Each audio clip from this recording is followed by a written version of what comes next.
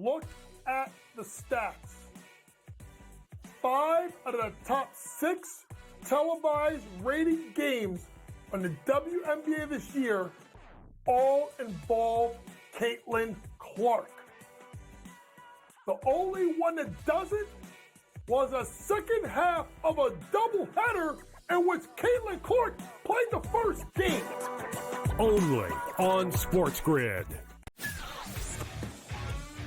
You're going a little deep bomb hunting here. We don't care that we have the one heavy favorite with Rory, a couple other guys like Fleetwood and Tagala, etc. You're going to go a little deeper down the board. This course, I think, is going to play a little bit more to the wedges. They have, what they did is they've renovated it to basically block off some of the bombing alleys for these guys. They've narrowed the fairways. Pharrell Coast to Coast.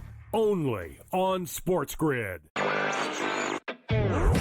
Garrett Cole's getting ready to come back too. I guess this, look, they've played great without him, but you're not going to say to Garrett Cole, look, don't come back. I mean, it's a ridiculous conversation to have. They're not going to take any unnecessary chances.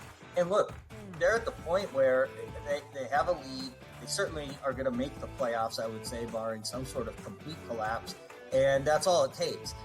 Newswire. Only on SportsGrid. 8 playoff games at home for Boston in Beantown. They are 6-2 straight up. The wild card, I would say, in this game is not necessarily, well, what are we going to get out of Luka Doncic, Kyrie Irving, Brown, and certainly Tatum. It is Kristaps Porzingis to me, because we're not getting back a player that's like, hey, rotational guy. Like, remember when Derek Lively went down with an injury? He was playing well, but a young player, like a piece. The early line. Only on Sports.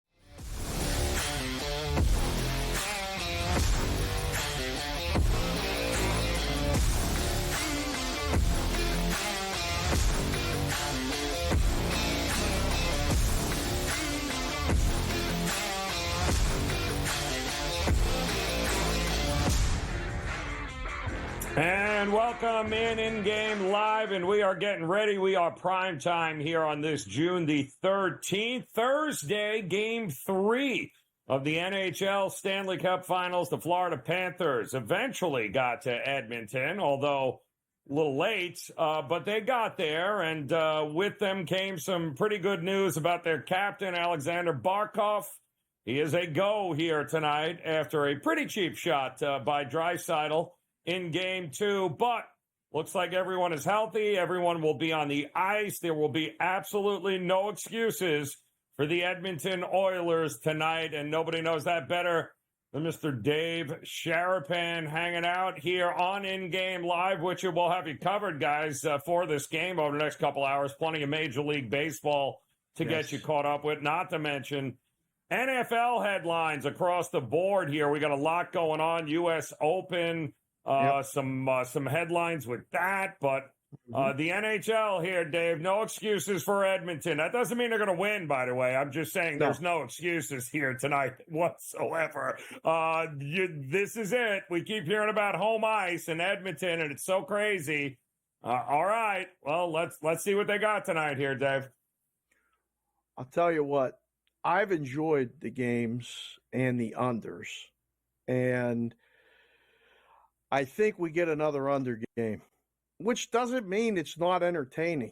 Hockey and baseball under games are still very entertaining. Sometimes football is, but a lot of people find them boring. And basketball under games are terrible unless you bet them under.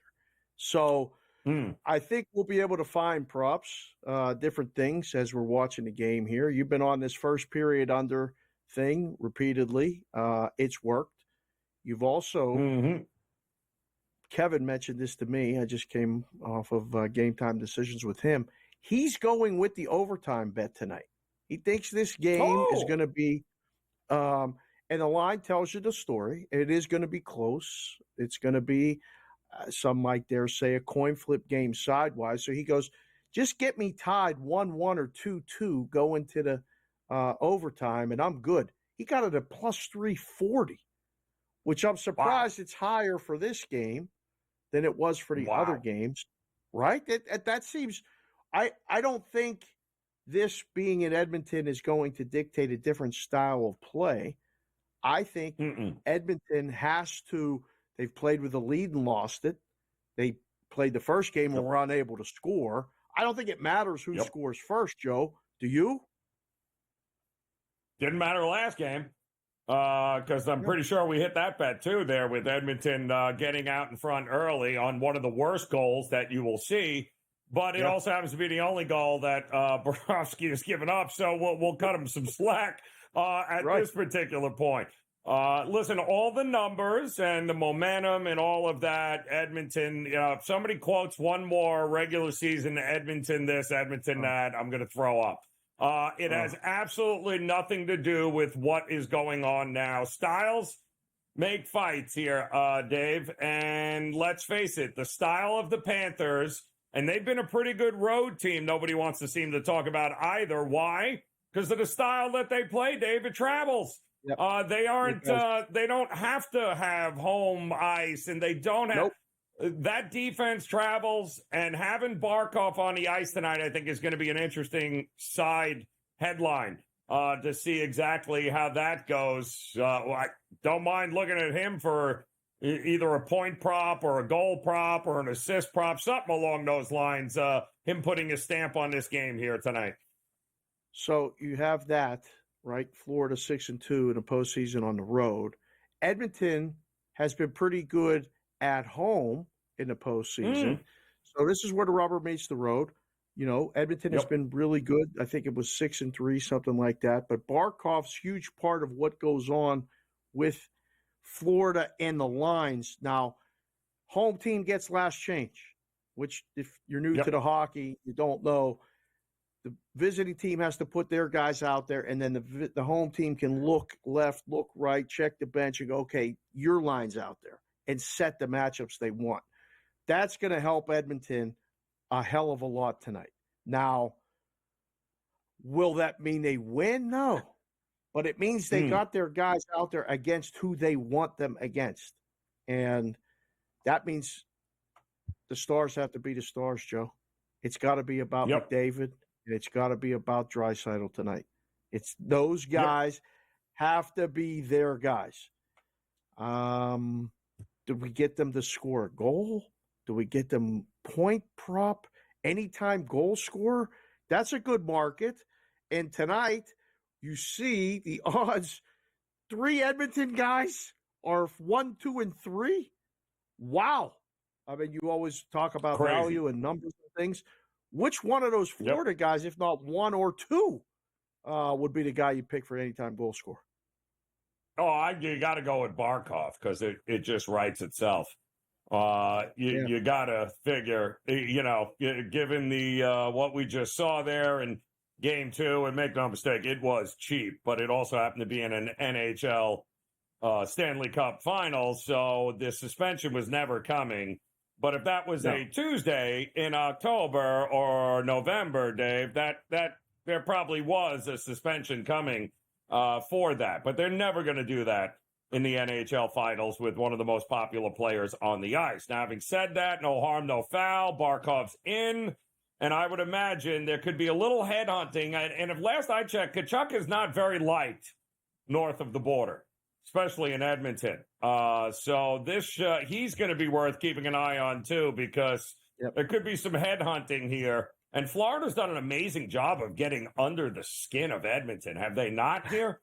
Boy, this is where experience, the idea that the home crowd's going to be crazy. Not for Florida, it's not. They could been there, done that. They don't care. That's not a kind of thing that's going to, push them one way or the other here, Dave. A home crowd, that's not what a team would experience having been in this spot before cares about here. It'll help Edmonton, and I think they got to weather that early storm, right? I think that's what they got to do. And I think we'll know in the first 5 minutes, Dave. Maybe that goal in the first 5 or first 10 minutes that everyone seems to play now, that might not be a bad look either.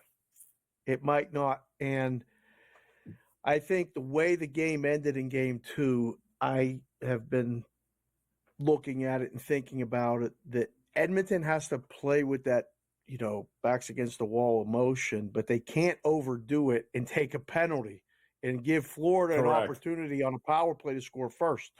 So, yes, if Florida can withstand those first couple minutes and get the first goal, plant all the seeds of doubt again in Edmonton, quiet the crowd a little bit, I think it's going to be a totally different game and for sure an under.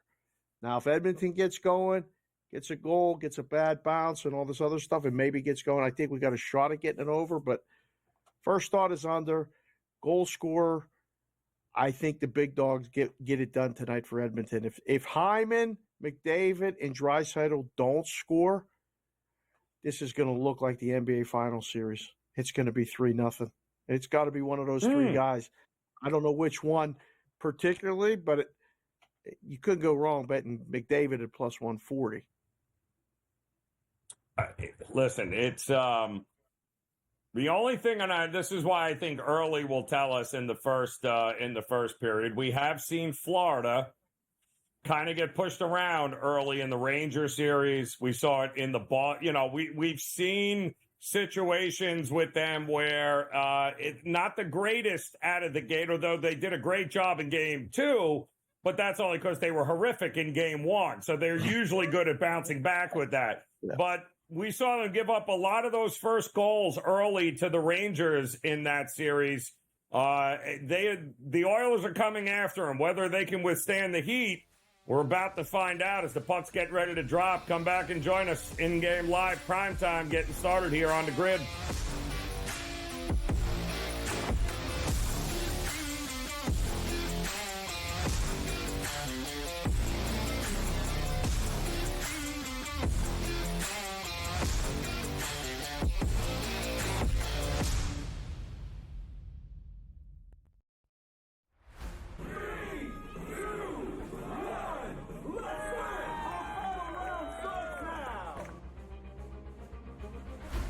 Crazy how many teams had a chance to win. The Ripper GC went from 9 back to leading by 2 to near the cellar again late in the day. It was so volatile, counting 4 scores.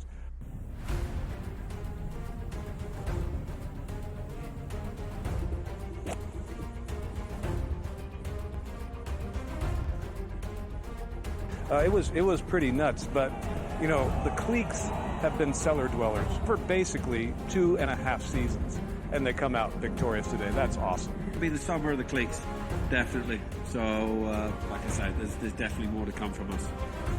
It was a magnificent ball striking performance. Yeah, I got to speak to someone in his camp before he teed off this morning, and they said to me that he is finally feeling extremely comfortable out here. He's not thinking about any swing thought.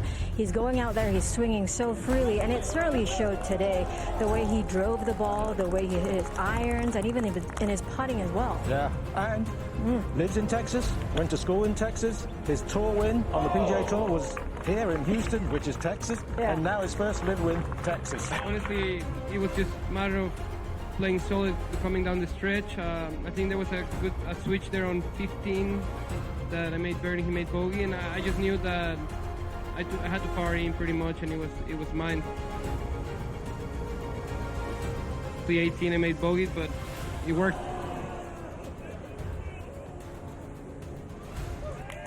He played unbelievable, and he put pressure all the way to the end, and it was a good battle. I love playing here.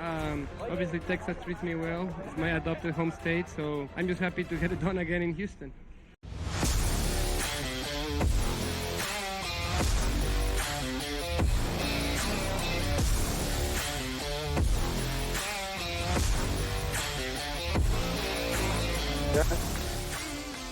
Over 3. Over 2.5.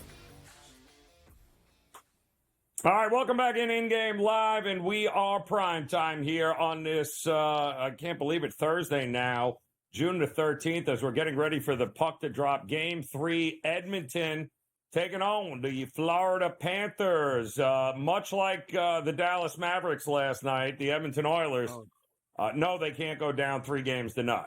That is pretty much a nail in the coffin as far as the series goes. They know it. We know it. Bettors know it. Books know it.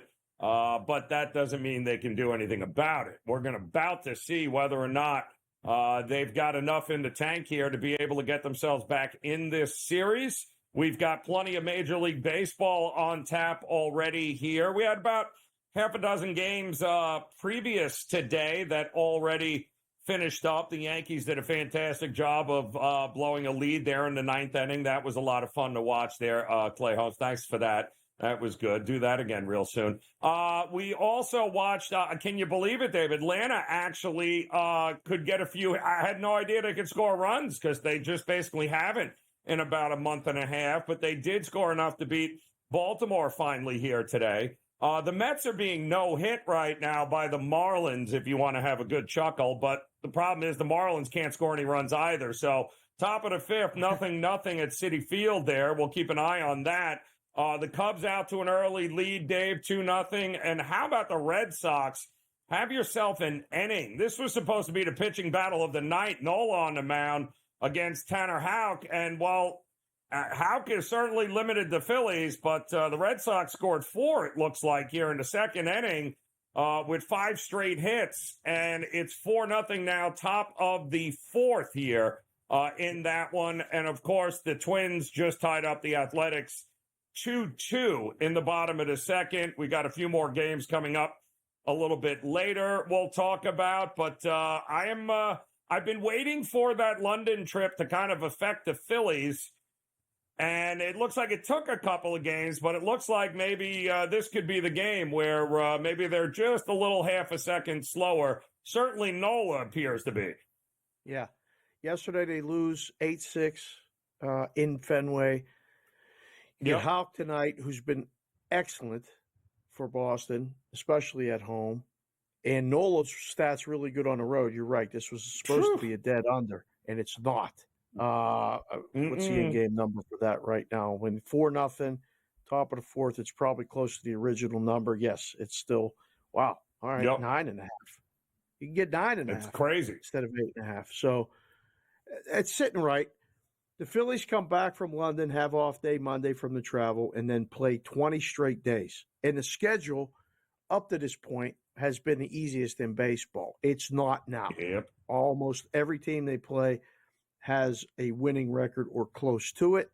So they've taken care of the part of the schedule that they were supposed to take care of. And now I think we'll see the number isn't really changed. It's, the rating is what it is. You're going to see their pitchers when it's Wheeler, Nola, or Ranger Suarez are going to be extra. They just are. Yep. So, yeah, this was a spot to maybe think about Boston and under, and you might only get half of that. If the Phillies got runners on base right now, down 4-0, if they get a couple here, this thing's probably going to fly over. So, in game, under 9.5 or over 9.5, if we're looking at this right now. I got -110 both sides. I thought I was with you. I thought for sure it was a dead under, given the fact that both bullpens are top 10 over the last month as well. Right. So the bullpens are very good. The starting pitchers were phenomenal. And, both of these teams aren't exactly scoring runs at a very high clip. But that one inning for Boston really kind of set it off here. 2 outs now. It looks like bases are loaded, infield hit. And I guess Schwarber is coming up, so that'll be interesting. But if they get out of this inning, I'm still thinking it's under 9.5 because of the bullpens, Dave. They're still pretty good. Both of those bullpens are still pretty good here, and Boston needs to put some wins together. This was a game they wanted. This was a series they wanted, and they have an opportunity to win it here tonight. So, and they certainly seem to have come out swinging pretty well. But this is power on power now because you got Houck going up against Schwarber with the bases juiced. This is either a tie game after this at bat, Dave, or this is a 4-0 Boston lead. I don't think there's going to be anything in between. It's either tied up 4-4 or they're out of it. And if they are out of it heading into the bottom of the fourth, you probably wish you jumped on the under 9.5 now because I still don't think it's getting to double digits. You're basically betting on a run being scored right now. If you bet on right now, if no run is scored, you're going to have a much better number. If a run is scored, you're going to have to eat the 9.5 because it's going to go to 10.5. So, that's correct. This is like gambling on one at bat, at least to lock in the number. So we get through the bottom of the fourth. If they don't get out of this, there's 1 and 2 count. All right. Kind of like it. Yep. You could actually have a number to go over in another inning or two and play the middle where you get under 9.5, and you can get over 6.5 and have 7, 8, 9 working for you in a baseball game that the total was 8.5. Correct. That's perfect. That's actually, giving yourself a shot to win. Under 9.5, over 6.5, 2 odd numbers working in the middle, 7 and 9 with the 8 in the middle. It's perfect. That's good wagering. It's not bad. No, except he just hit it off the center field wall for a triple with 3 runs have scored. So it's 4-3, and that over is coming way in now. 12.5 is the in-game number. A double off the wall in dead. I don't know how that ball didn't go out, to tell you the truth. It was that close to being a grand slam. But 4-3, buckle up. Should be a fun one here. Did not see Tanner Houck getting lit up like this. They've had runners in pretty much every inning, too, Philadelphia, and just have not been able to get anybody across except for this one here. All eyes will be at Citi Field here. They're coming up bottom of the 5th. The Mets, they're being no-hit right now by a guy that just gave up 28 runs in his last outing. So this should be very, very interesting to see how long. Just when you thought the Mets turned a corner, they're being no-hit in the 5th inning right now by the Marlins. We'll have more on that, plus the puck is dropping. In-game live primetime continues on the grid.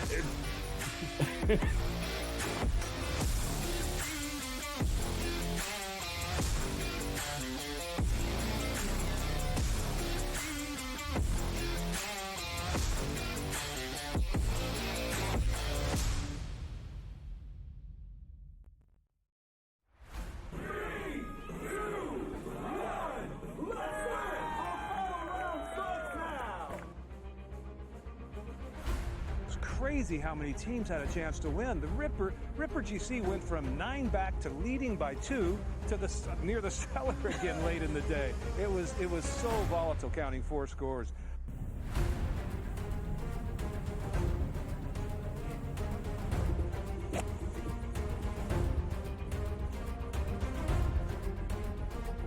It was pretty nuts, but the cliques have been cellar dwellers for basically 2.5 seasons, and they come out victorious today. That's awesome. It'll be the summer of the cliques, definitely. So, like I said, there's definitely more to come from us. It was a magnificent ball striking performance. Yeah, I got to speak to someone in his camp before he teed off this morning, and they said to me that he is finally feeling extremely comfortable out here. He's not thinking about any swing thought. He's going out there, he's swinging so freely, and it certainly showed today. The way he drove the ball, the way he hit his irons, and even in his putting as well. Yeah, and lives in Texas, went to school in Texas. His tour win on the PGA Tour was here in Houston, which is Texas, and now his first live win, Texas. Honestly, it was just a matter of playing solid coming down the stretch. I think there was a switch there on 15 that I made birdie, he made bogey, and I just knew that I had to par in pretty much, and it was mine. The 18 I made bogey, but it worked.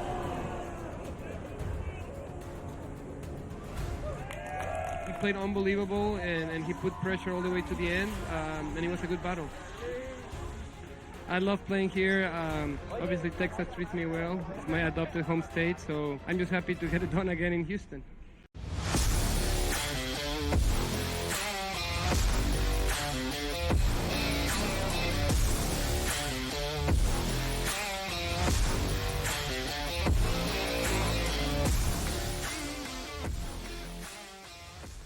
All right, welcome back in-game live. We are prime time here. Joe Raineri alongside Dave Sharapan. The puck is dropped in Edmonton. They are off and running here. There is a side note, and we haven't mentioned it, but Evander Kane is out, and I guess that would explain his lack of production and being a part of pretty much anything, including the Dallas series. He was apparently clearly injured. Which was, we were all wondering, where's Evander Kane in this series? And he didn't show up in Dallas. He certainly wasn't here, but now he's out altogether. So he, was a big part of what the Oilers were doing all year long. And it looks like they won't have his services tonight. We'll see how much longer it will be. But I think that goes a long way in explaining why the poor guy didn't get why he just was not productive at all in that Dallas series there, Dave. It seems like we were all like, is he here? Is he on a milk carton? Like, where is he? He was a big part of what they did this year, but he's not a big part of it right now, that's for sure. It's crazy what you find out after the fact. Why is that with hockey, Dave? What? They don't want to not play. Like you have to literally tie them down in the locker room or pull them back when they're like going out for practice and say like, look, you can't go. All right. Yep. I know you want to play. You've seen it guys will lose teeth and go get it, stitch me up, and I'll miss 2 shifts and come back out. Every reason as you get closer each level to the Stanley Cup Finals, the more you have to be hurt. So if Vander Kane is really hurt. Yep. If he's not playing at home in Game 3 to Stanley Cup Finals. So that's not as big of an impact as like it would have been had Barkov not played, but it messes up the lines a little bit. Guy maybe gets an opportunity that was a healthy scratch before.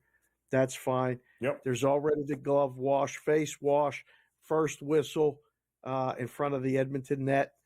Here we go, boys. The game is on. Off and running. Let's get ready. We're gonna have you bring your lunch bill. It's gonna be one of those type games. So hopefully that means no scoring period, Joe. I think they got a couple of shots on goal already here. So that's already they're much better off than they were in the last game here at Edmonton. But it's kind of crazy that it seems to be the only. I mean, we don't have this problem with the NBA necessarily. The leaks that come out in the NBA with injuries are crazy. Baseball is never an issue. But, man, hockey, we had guys, don't forget, the parent with Kachuk was playing with, a deviated septum last year. Like, there are guys you come to find out, like 5 cracked ribs. You couldn't, wait a minute, what? Why was he on the ice? And why didn't we know about it? It was crazy, the litany of injuries that you learned after the fact in the NHL. And the question is, would you have changed your betting had you known? That's the other thing. 100%. That's one of the great with mysteries the stars in the book. When you're trying to make a bet, you don't know the status and health of them really at all. But when they're hurt, you have no idea. Joe, I've just looked down. What's gonna have more goals in this game tonight, or the Mets hits total in their game? Well, that's a tough one. That's a really tough one here because the Mets went 1-2-3 again in the 5th inning, and now they're in the top of the 6th. But the good news is they're going to win that game 1-0. That's going to be the funny part. They're going to get 1 hit, and that's going to be it. Well, give credit to the Marlins and Munoz, who was absolutely horrific last time. This is not a good pitcher.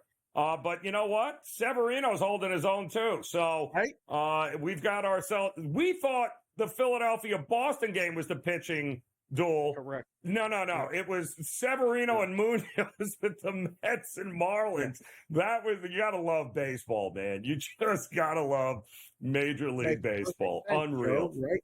It makes no sense. It makes perfect sense. You know what else makes perfect sense? The team is being no hit. Their in-game numbers minus 160. It's I still don't get that. They don't have a hit yet. Minus 160. Nope. Use it. Makes total sense. And the Marlins, to their credit, have 5 hits. They don't have any runs, but at least they've had runners on base. Oh boy, wouldn't this be the most Met thing in the world to get no hit by the Marlins? And now it's 1-0 Marlins. We'll have more coming up next. In-game live prime time.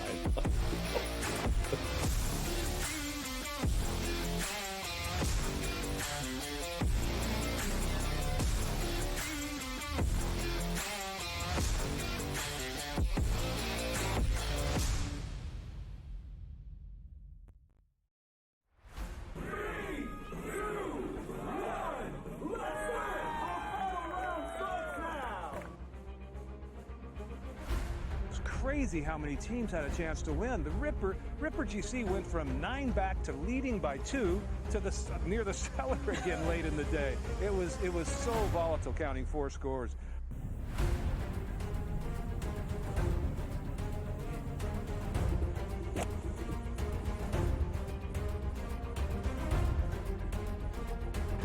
It was pretty nuts, but you know, the cliques have been cellar dwellers for basically 2.5 seasons, and they come out victorious today. That's awesome. It'll be the summer of the cliques, definitely.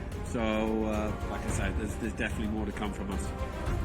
It was a magnificent ball striking performance. Yeah, you know, I got to speak to someone in his camp before he teed off this morning, and they said to me that he is finally feeling extremely comfortable out here. He's not thinking about any swing thought. He's going out there, he's swinging so freely, and it certainly showed today. The way he drove the ball, the way he hit his irons, and even in his putting as well. Yeah, and lives in Texas, went to school in Texas. His tour win on the PGA Tour was here in Houston, which is Texas, and now his first live win, Texas. Honestly, it was just a matter of playing solid coming down the stretch. I think there was a good switch there on 15 that I made birdie, he made bogey, and I just knew that I had to par in pretty much, and it was mine. The 18 I made bogeys, but it worked.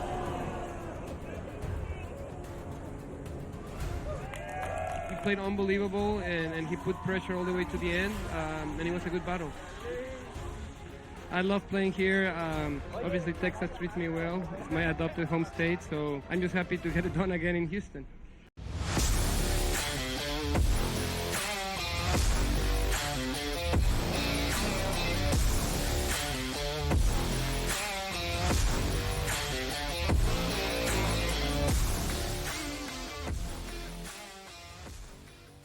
All right, it's going from bad to worse for the Mets, who are still being no-hit by the Marlins. And now even Tim Anderson has 2 hits in the game for the Marlins, and the Mets still don't have one. It is going from bad to worse, people, and we'll keep you posted there. We do have an update here as well. Stanley Cup Game 3 here with Edmonton and Florida. Stepping in, Joe Madden, who is sweating out a first 5-minute goal here, and it looks like Edmonton on their first power play of the night. So do we have any hope here, Joe, getting this goal here quickly?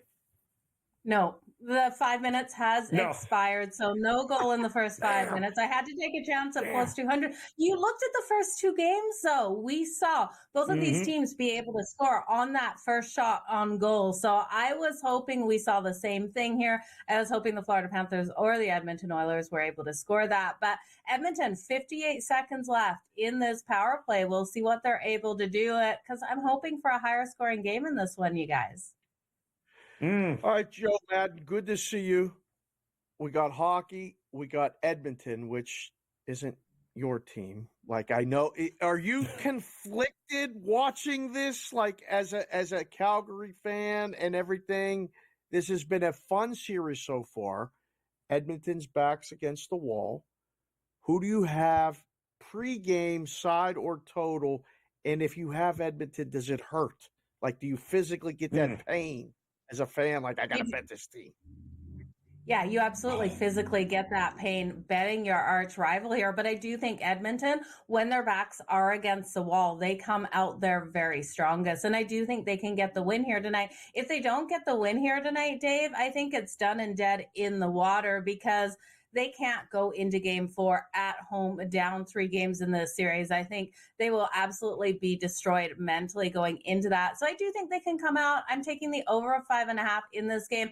I think if Edmonton's to win, we've seen that trend at Rogers Place of them being able to get 2 or more goals in every single one of their 9 playoff games at home this season. And I think that continues. And the Florida Panthers have been able to get those goals on the road as well. And I just looked at that late travel of the Florida Panthers. They got in 3 hours later than they were expecting. I think that will work to a disadvantage for this team, a little bit of jet lag as this game goes on. So I do think those goals will come out of both of these teams.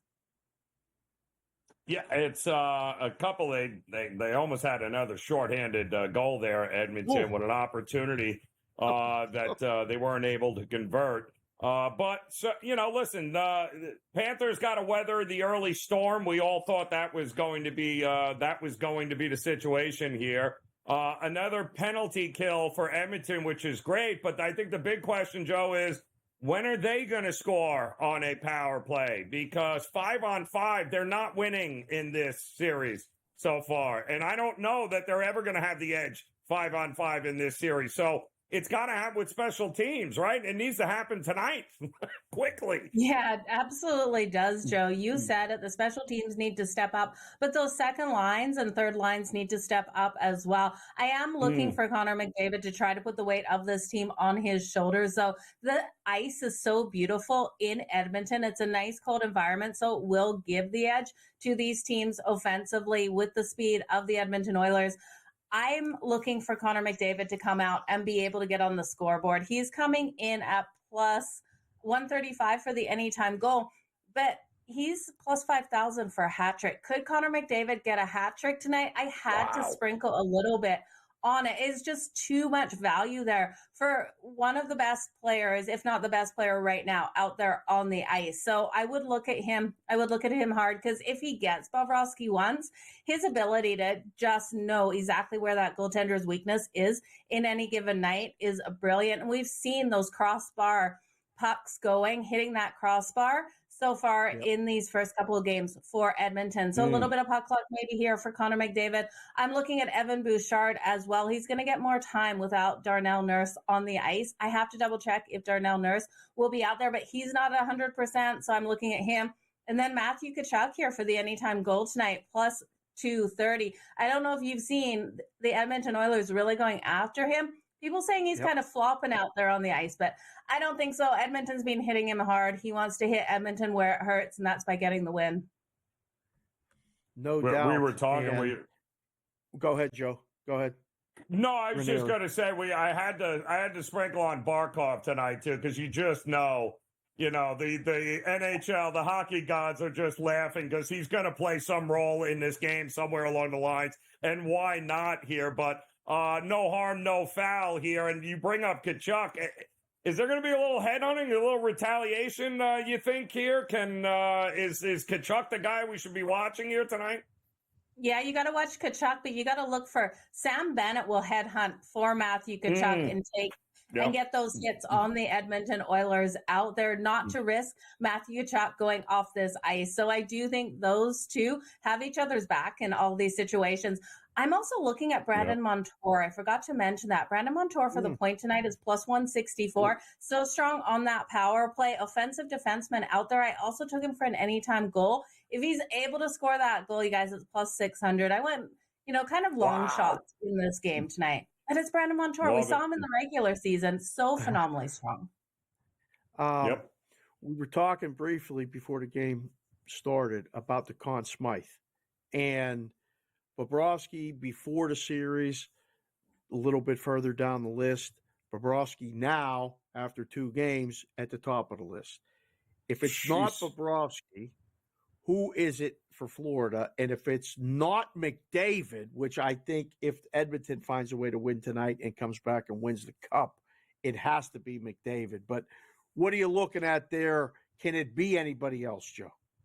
No, I really think it is Bobrovsky here for the Florida Panthers, unless we see Barkov, Verhaeghe, or Matthew Tkachuk have that huge breakout game where they're scoring, 3-4 goals on Skinner in one of those games. But they're going to have to carry that into the next game as well. They're going to have to show in multiple games here that they're the difference maker, and that's why that team was able to get the win. It's interesting, though, on Connor McDavid, all the love around Connor McDavid. Have you guys ever thought about the fact that even if Edmonton loses, that Connor McDavid could still win this? It's only happened once in history that the player on the losing team has been able to get that win. So if you have any faith in Edmonton, I think there's value on Connor McDavid, because I could see him still winning it, even if they lost, especially if he has a couple breakout games. Wait. Throw that list up. Throw that odds board up one more time. And somebody explain to me why, if Evan Rodriguez scores a couple of more goals in this series and they win in 4 or 5, Somebody tell me why we don't have a ticket at 80-1 right now on the guy that's going to lead this series in scoring. Are we out of our mind? It seems like, Joe, we should have a ticket out of principle because the guy could very well score a goal in every game. You absolutely have to have it out of principle. 3 goals already, 2 in that last game. But come on, Evan Rodriguez isn't the go-to goal scorer. He doesn't have that many goals, that many points on the season. But I hear what you're saying, Joe. He's hot right now. You get a hot skater out there, a hot player. It's worth it. 80-1. Yeah, sign me up all day as Especially well, Joe. I think goes 4 games. Yeah. The shorter the series, the better opportunity, no?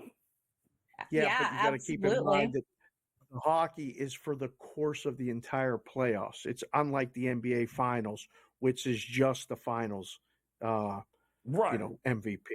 So, Joe, what are you going to be doing on Saturday night? Are you going to be watching the hockey game Saturday night? If it's 3-0, or you got big plans, or what are you doing on Saturday? I'm going to be live on SportsGrid on InGame Live, so I'll be watching here. What kind of ridiculous question is that? You know exactly I want to make where sports. she is. You're going to be She's watching ready the game.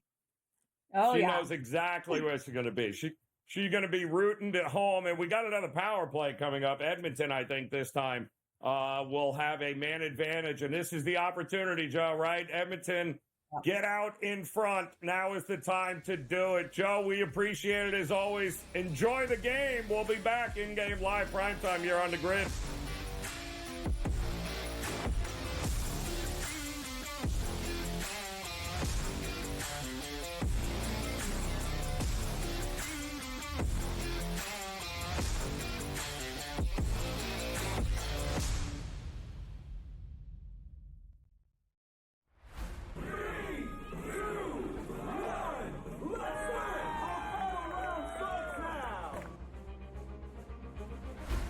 Crazy how many teams had a chance to win. The Ripper GC went from 9 back to leading by 2 to near the cellar again late in the day. It was so volatile, counting 4 scores.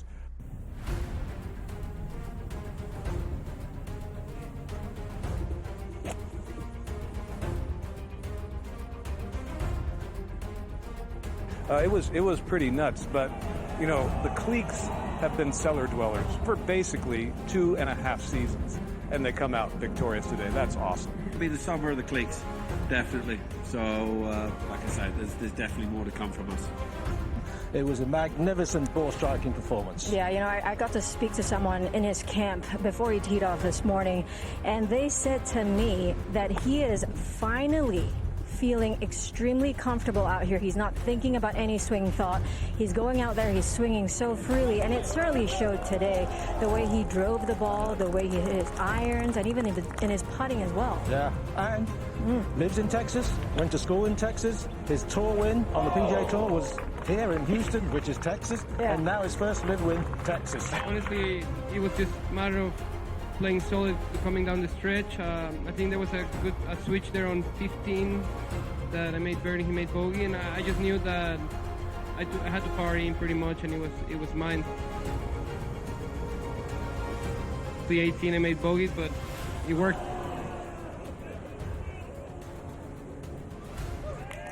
He played unbelievable, and he put pressure all the way to the end, and it was a good battle. I love playing here. Obviously, Texas treats me well. It's my adopted home state, so I'm just happy to get it done again in Houston.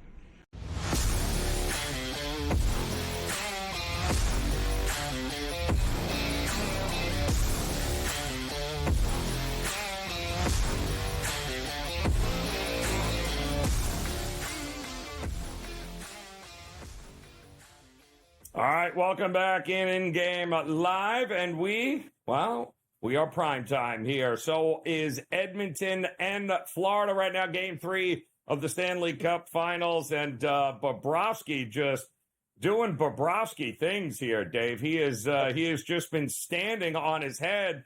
A couple of monster saves here during this power play opportunity for Edmonton. This looks a lot more like the Edmonton power play we were used to seeing. That's been stifled a little bit. They got some great shots on him, but my goodness, he's made a couple of amazing saves already in this game. Yeah, I really feel like Edmonton's controlling the play. It's in their offensive zone a lot. I don't know. I'm getting frustrated. Like, he's making good saves where, Draisaitl doesn't score and he's looking up at the scoreboard with his mouthpiece hanging out, biting on the side of it. I've been there. Like, it's like, what do we have to do to get a puck by this guy? And I don't know. I'm watching it. They're playing right. And this is what happens in the Stanley Cup Finals, where a goalie's he's just seeing everything. He's at the top of the crease. He's making his saves. There's no rebounds. I'm not ready to say that even take a shot on the middle yet. Like, this thing is 7 minutes left, a little over 7 minutes left. We're down to 4.5. It's going to be even money here in 1 second to the under. And another 2 or 3 minutes with no goal, it's going to be minus 130, minus 150. By the end of this first period, Joe, if there's no goal, we're looking at 3.5. Absolutely. Absolutely. The only good news is they could certainly come in bunches. But you would figure you want to see one goal here in the first at least to get the ball rolling. But when you get a goaltender like this, and even these guys here, it's now they're looking like where they're, instead of taking the shot, they're trying to make a miraculous pass. They're trying to mix it up. They're trying to be perfect on him, and it's not working. And it's got to be frustrating as all heck for them. And we saw it in the last game. We saw Bouchard lose his cool. We've seen Draisaitl, and the longer they go here, Dave, without getting a goal, the worse this is going to get for them here, because this is not a team used to not being able to score. They've done pretty much everything else right except find the back of the net. And, credit to defense and Bobrovsky, but now it's become even more important with 7 minutes to go. They need a goal in this first. They need, because what's out of this right now are the fans. What is home ice if you can't score? Especially on multiple power play opportunities, you get that frustration level. Like, they're going, what do we got to do? What do we got to do? And it's different at the end in the finals. Like, the crowd doesn't turn on you nearly as quickly as it does in a regular season game in February. Everybody starts to get upset and liquored up and everything else. But Florida gets out of this period tied. We're only trailing by 1. That's a win. Yeah. Because they're not that they're getting outplayed. They're just getting outshot, outchanced. This just in, the Mets got a hit. We're going to need a sound effect like the goal horn. We could hit the goal horn when a goal is scored in the NHL. We need a crack of the bat sound. The boys are working on it, something. Mets got a hit, still trail 1-0 to the Marlins. 3-2 Rays now over the Cubs. Nice. Twins lead the A's. Did you look at the baseball card for later? Did you take a peek at the West Coast games? Because last night, Texas beat the Dodgers, and gigantic price. A former Dodger beat the Dodgers, not the Rangers. True. Don't give the Rangers credit for anything. Corey Seager beat the Dodgers. That was single-handedly, by the way. He beat the Dodgers. Yeah. Unreal. Yeah, that was a great trade. Worked out well for you, Dodgers. Yeah, it really did, right? Because Rangers won the World Series. With the whole thing. Yes. Yeah, that worked out really well. Really well for the Dodgers. Yep. Computer has them 57% tonight to win. And I looked at it and went, all right, again? Joe, is there a team in baseball more overpriced than the Dodgers on a night-to-night basis? No, absolutely not. Absolutely not. The only thing you can hope for, I think, because you got Grove and Lorenzen going here tonight, two guys that, let's be realistic here, are not. I would think. Well, I mean, we've seen the Marlins and Mets throw one-hitters and no-hitters through 5 anything. So I guess anything is possible tonight. But something tells me maybe that number is a little low. Where maybe that's exactly what the Rangers need. Because the Rangers certainly have the firepower in that lineup to be able to score with anybody. So And I wouldn't necessarily trust Stone here because the bullpens are going to be involved. That's where it gets a little iffy. I think the over is the best way to look at it here with these two lineups and these two teams, especially with the starting pitcher. I think you're right. I think that might be the way to go and play this one. Still no score in the hockey game. 8 shots to 8 shots. 6:20 left. I feel like Florida's going to be. This is like a win, isn't it? You got to feel pretty good if you're the Panthers right now. Yes. I still don't know who I would pick to be the first goal scorer, and we're already 14 minutes in the period. Reinhardt? Maybe? Well, that could be. That would not shake me. But the Hyman's even money. Like, it's just unbelievable, the prices for a team that has one goal, and it was a cheesy one at that here. But Hyman has been the guy, the cheapest in each of the first 3 games. He's been about even money in all games for anytime goal here. I mean, granted, he's had a heck of a run in the postseason, but this is you're asking a lot here at this point, as they've made it now through the first 15 minutes of the first period. Still no score, but the shots are, I believe, even. I think, what are we, 8-8? So that's good news. It's very even. It's the Spider-Man meme. They're playing each other like this. Right? They really are. But they're getting shots on goal. To see if anybody can score when we get back here. In-game live primetime.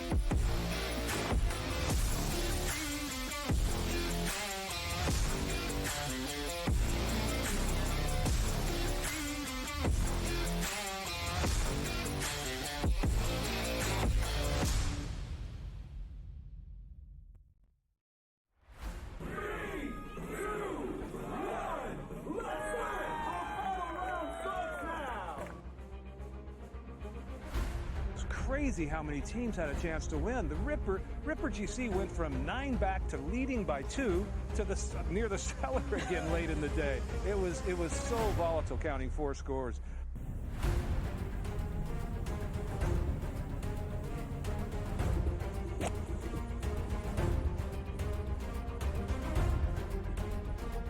It was pretty nuts, but the cliques have been cellar dwellers for basically 2.5 seasons, and they come out victorious today. That's awesome. To be the summer of the cliques, definitely. So, like I said, there's definitely more to come from us.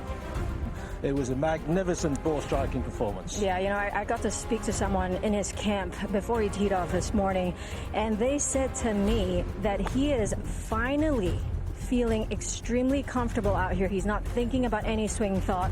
He's going out there, he's swinging so freely, and it certainly showed today.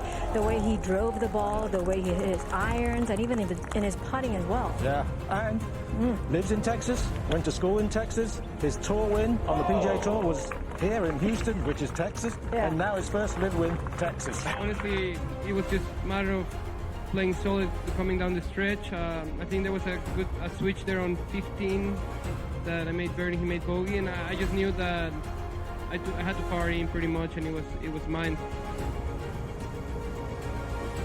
The 18 I made bogey, but it worked.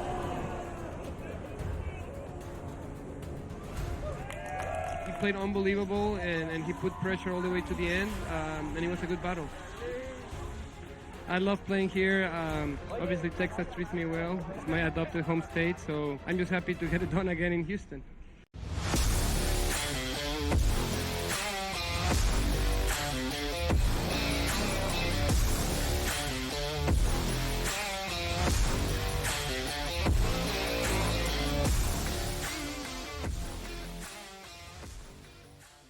All right, welcome back in-game live, and we are primetime here on the SportsGrid Network as we have another power play for Edmonton on what was, if we're being honest here, Day, that was maybe one of the weakest slashing calls I think we have seen, especially at the end of a play and in Game 3 of the NHL Stanley Cup Finals. I mean, this is a little bit head-scratching, but nonetheless, here we are.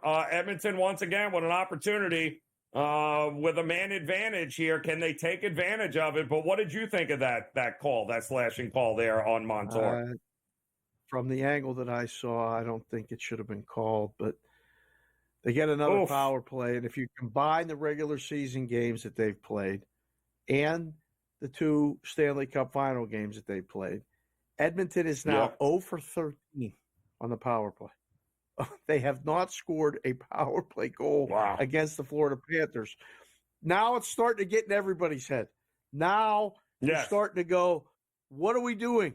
We have to do something. Like at this point, literally, I would tell Draisaitl, take the puck and skate straight into Bobrovsky.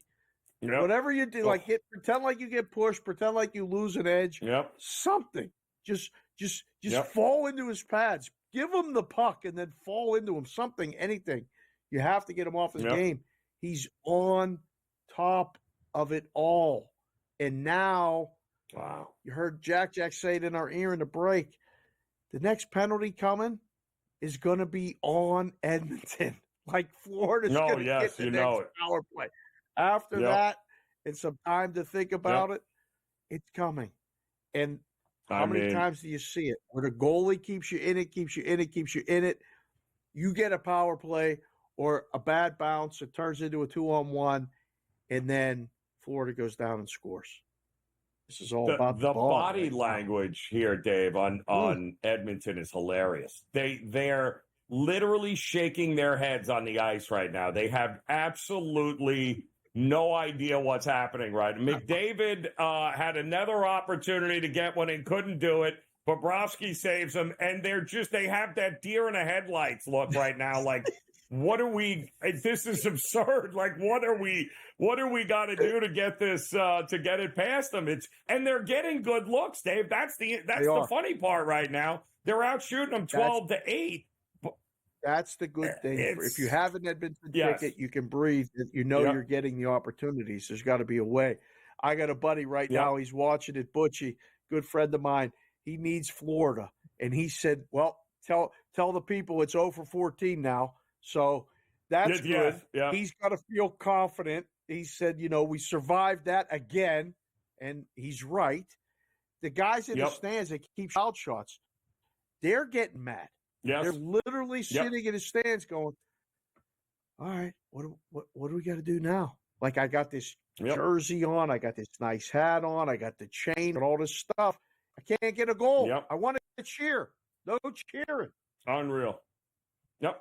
Absolutely unreal. And then to think the one goal they did get was on like a blue line slap shot that somehow or another just ricocheted off of Bobrovsky into the net. It was one of the worst goals that we've seen Bobrovsky give up, and that's been it. All of these other great looks and great opportunities, the saves have just been right place at the right time. So under a minute to go, it's 13-8. They're being outshot, Florida, but ultimately, once again, it's the extra man advantage opportunities that Edmonton have had in this first period that have given them that opportunity to outshoot them. But everything they're doing here, it's unbelievable, Dave. Look he's all over the place, fights all over. Kachuk is just dropping and throwing bombs here. You had to know this was going to happen, too, at some point, didn't we? Of course. And, again, as the series goes on, one of the beauty things about the Stanley Cup and the finals is that the real hatred goes and goes and goes. Yep. Edmonton, I'm good with this. I'm good with Edmonton doing this. Like, let's get helmets are flying off. Wow, I told Joe. you. Yeah. Wow. I told you. Yep. But that's another save by Bobrovsky. That started all of this again. They are battling, and they knocked Bobrovsky into their own net. So that was, I don't know that you want to go tit for tat with Florida. That's okay. Shake it up. Unreal. Yep. Well, they got to do something. Maybe if you tackle them, you can get a goal here. We'll have more next in prime time. Unreal.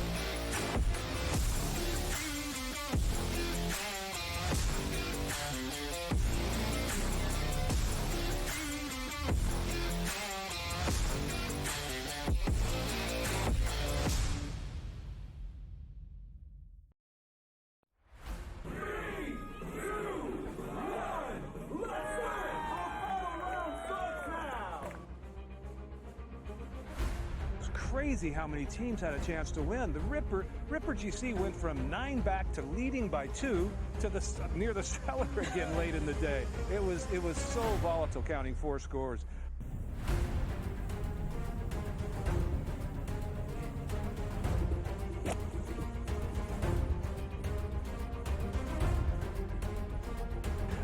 It was pretty nuts, but you know, the cliques have been cellar dwellers for basically 2.5 seasons, and they come out victorious today. That's awesome. To be the summer of the cliques, definitely. So, like I said, there's definitely more to come from us. It was a magnificent ball striking performance. Yeah, you know, I got to speak to someone in his camp before he teed off this morning, and they said to me that he is finally feeling extremely comfortable out here. He's not thinking about any swing thought. He's going out there, he's swinging so freely, and it certainly showed today. The way he drove the ball, the way he hit his irons, and even in his putting as well. Yeah, and lives in Texas, went to school in Texas. His tour win on the PGA Tour was here in Houston, which is Texas, and now his first live win, Texas. Honestly, it was just a matter of playing solid coming down the stretch. I think there was a switch there on 15 that I made birdie, he made bogey, and I just knew that I had to par in pretty much, and it was mine. The 18 I made bogey, but it worked.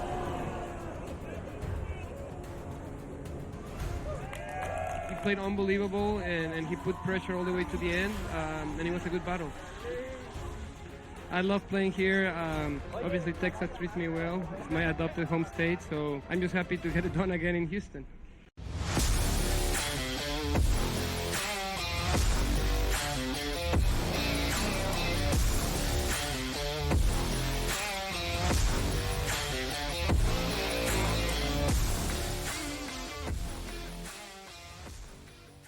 Unreal. We have got a goal, people, finally.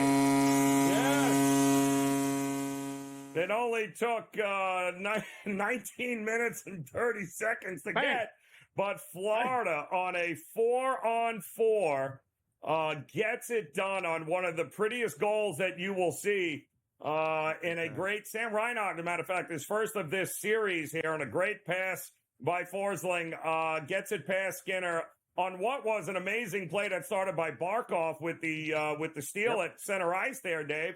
And Skinner, boy, he was kind of out of position there, but I don't know there was a whole lot he was going to be able to do. But the bottom line, here we go again. You can hear a pin drop in that building right now. I can't see anybody making a peep in Edmonton right now. And now they got to go into the break down 1-0 and still trying to figure out how they can beat them. Unreal. Outshot him. 3 power play chances, nothing. Can't get a puck by Bobrovsky and get a 4-on-4 opportunity where Skinner came out and played the shooter. The defender on a 2-on-1 like that has to deny pass. It can't get through. And it got through. Right. It was a perfect tip in. And, 1-0. Everybody's going to the refreshment stand, ordering double shots, extra size drinks, aggravated as hell, going, man, that guy, pushed our guy. We should have been on a power play again, and now we're down 1-0. I don't feel too good right now if I'm the Oilers or I'm holding an Oiler ticket. Not that it's not done, but right. Joe, you better score in the first 5 minutes. Right? Like you come out fresh ice, they better score in the first 5 minutes. Yep. Well, they have a shot of the stands and people like they're in a funeral procession right now, walking up to the concession stands.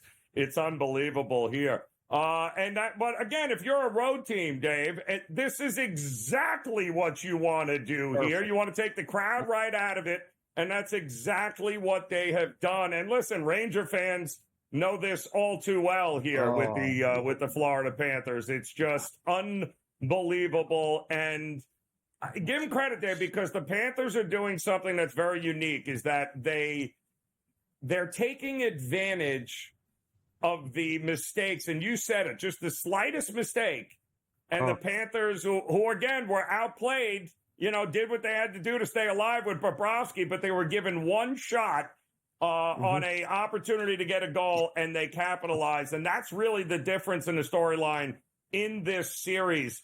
5.5, we still seeing, Dave? Is it back up to 5.5 for a total?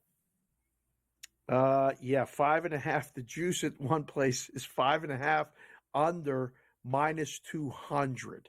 So they moved it back to the original number and said, yeah, you want to play under now? Yeah. You can lay 200. Wow. So if you want to wait, it's going to be 4.5, 3 minutes in without a goal. Now, the 4-on-4 makes it interesting because with all that open ice, you saw that was the most open ice that happened in the entire first period in that last minute. That's correct. Both on 4-on-4.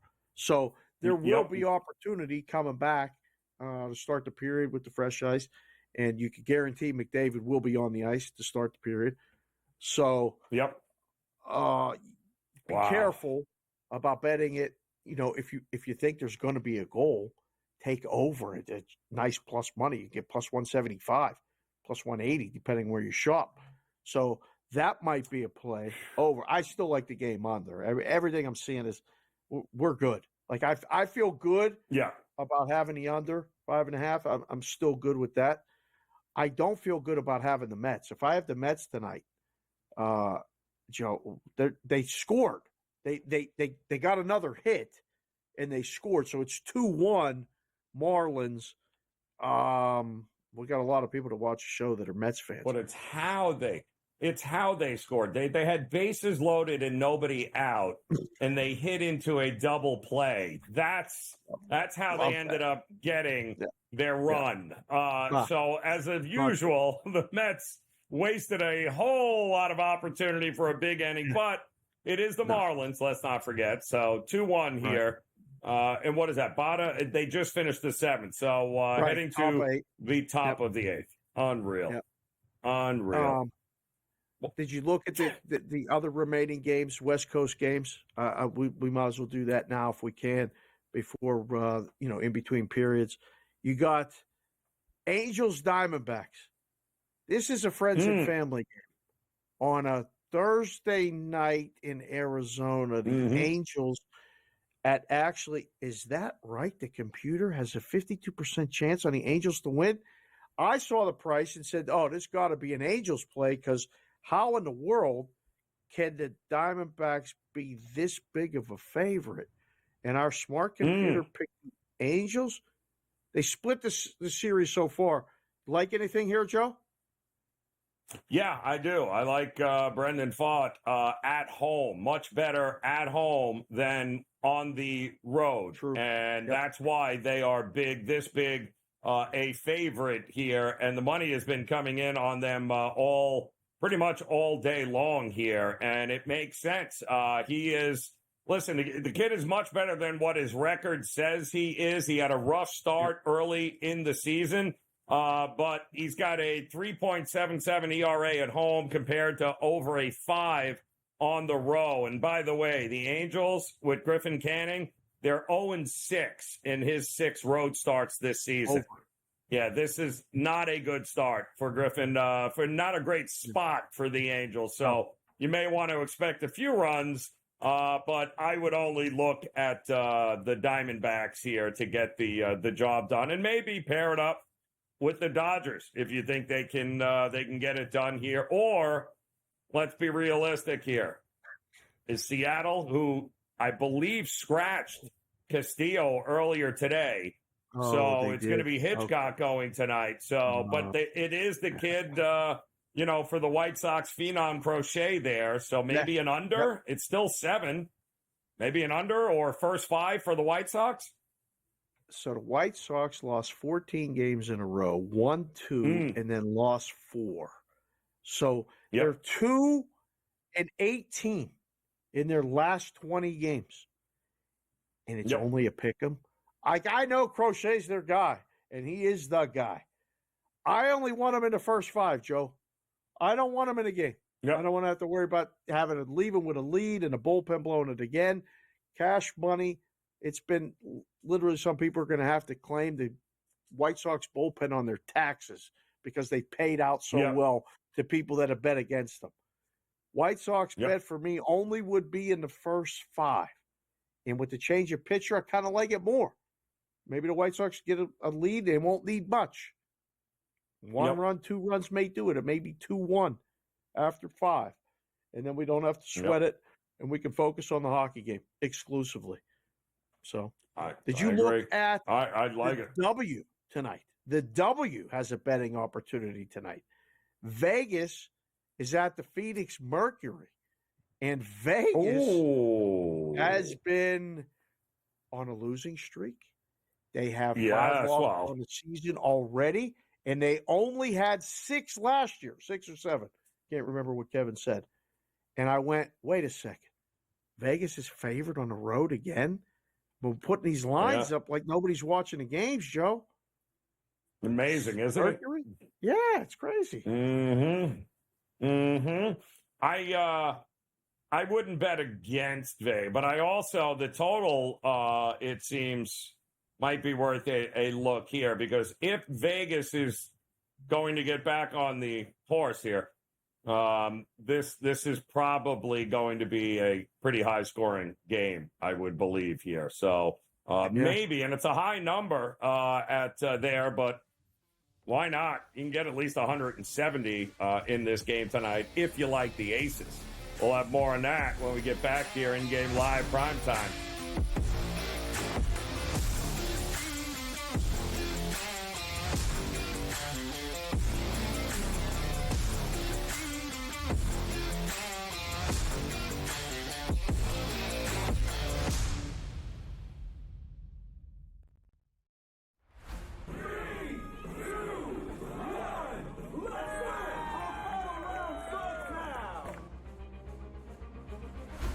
Crazy how many teams had a chance to win. The Ripper GC went from 9 back to leading by 2 to near the cellar again late in the day. It was so volatile, counting 4 scores.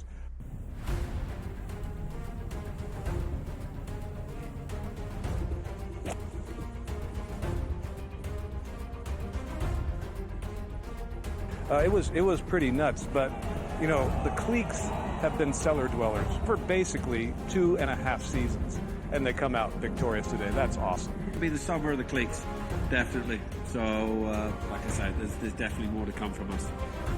It was a magnificent ball striking performance. Yeah, you know, I got to speak to someone in his camp before he teed off this morning, and they said to me that he is finally feeling extremely comfortable out here. He's not thinking about any swing thought. He's going out there, he's swinging so freely, and it certainly showed today. The way he drove the ball, the way he hit his irons, and even in his putting as well. Yeah, and lives in Texas, went to school in Texas. His tour win on the PGA Tour was here in Houston, which is Texas, and now his first live win, Texas. Honestly, it was just a matter of playing solid coming down the stretch. I think there was a switch there on 15 that I made birdie, he made bogey, and I just knew that I had to power in pretty much, and it was mine. The 18 I made bogey, but it worked.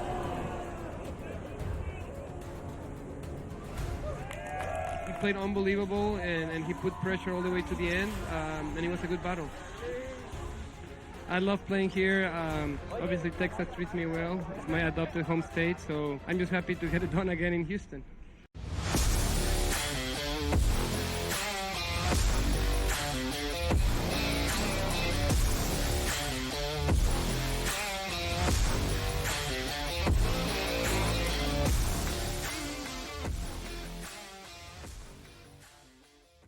All right, welcome back in-game live primetime here on the SportsGrid Network. Joe Raineri alongside Dave Sharapan. We've got one period in the books in game number 3 here of this on the Stanley Cup Finals here. The Florida Panthers once again proving to be a handful for the best teams in the NHL. Defense travels, and their defense and goaltending has been absolutely on point here as the Edmonton Oilers, Dave, tried to do everything humanly possible in that first period to get a goal, and they still couldn't.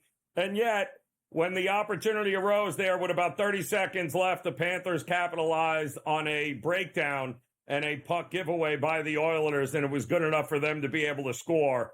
So 1-0, and we're kicking around some of the second period bets here on how do we look? Do we look at Edmonton to get one here and win the second period? Is it just one goal? If Florida scores the first goal coming out of this break, Dave, I mean, it might just be penalties the rest of, whistles the rest of the way. The fights are going to be all over the place on the ice if you're Edmonton. Well, you have to at least get through the period with just one goal. Like, you can't get that way, but that might lead to the problem. Like you said, does Edmonton score the next goal? I don't know if Edmonton scores a goal the way Bobrovsky's playing. Yes. That's the problem. So then you found that bet on every period under 1.5 goals. 1.5. Yep. Periods. So under 1.5 in the second and the third.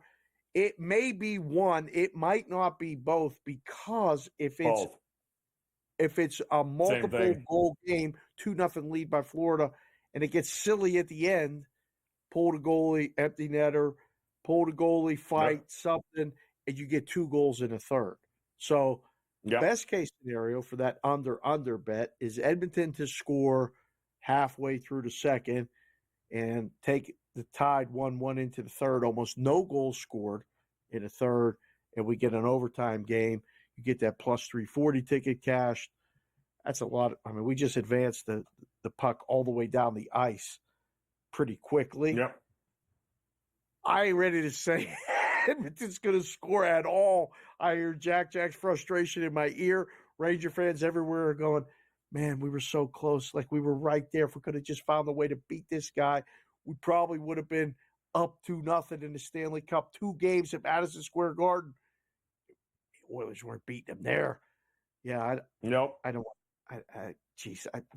just thinking about it, as exciting as it would be for Rangers fans to actually be there. Unlike like Aaron Rodgers being at minicamp for the Jets, like, things aren't right. Like, he's not there. Nobody knows where he's at. Where is he? Where do you think he is? We know where he's at. We know where he's at. Yes. He's in a cabin in New Mexico detoxifying with his best friend, ayahuasca. But he'll be there in August. And quite honestly, that is all we care about, is that he is A, healthy, and B, ready to go here come September 1. Nothing else matters. He doesn't need to be. I don't want him at OTAs. I don't care that he's there. He's not there. It doesn't matter. It just matters that he is 100% healthy and ready to go there by the time camp opens up here. However, there was some other fantastic news earlier today. We have an addition to the big man on campus here, apparently, as Trevor Lawrence got a new contract that is now paying him as the highest paid quarterback, along with Joe Burrow, in the NFL. Welcome to the Trillionaires Club there, Trevor Lawrence, whose contract, $275 million, I believe, somewhere in that ballpark, including 200 of that being guaranteed. He gets $142 million up front in the signing bonus, and it averages out to be about $55 million a season, which puts him tied with Joe Burrow as the 2 highest paid quarterbacks in the NFL here. That's pretty good company here. Jared Goff, by the way, not too far behind there with $53 million on average. Herbert, $52.5, and Lamar Jackson is right behind them at $52. Absent Josh Allen, Mahomes, not in that area. Little less than that. But actually, that's why Mahomes will win championships. Yeah. Because he's willing to take less in order to afford more pieces.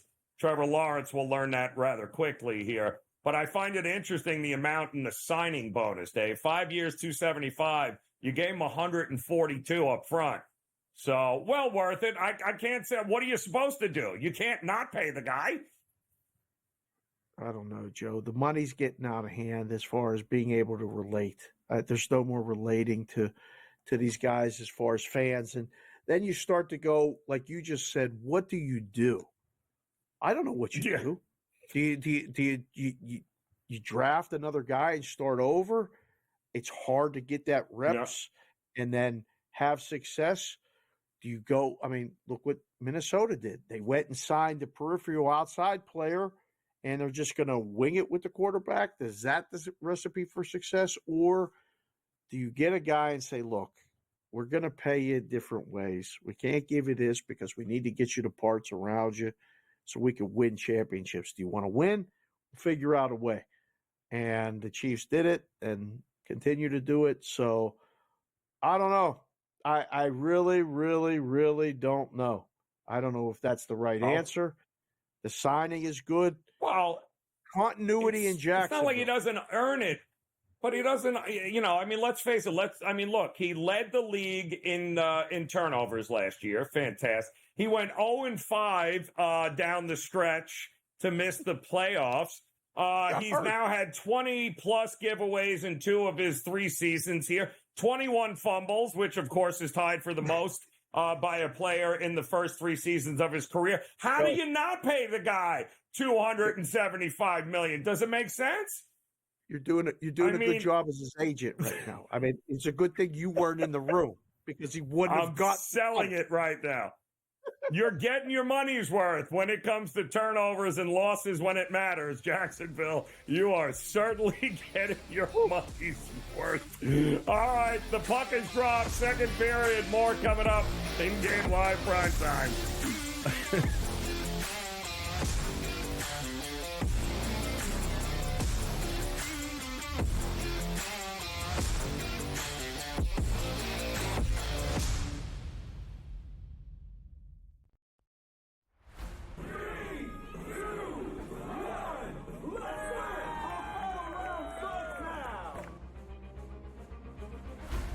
Crazy how many teams had a chance to win. The Ripper GC went from 9 back to leading by 2 to near the cellar again late in the day. It was so volatile, counting 4 scores.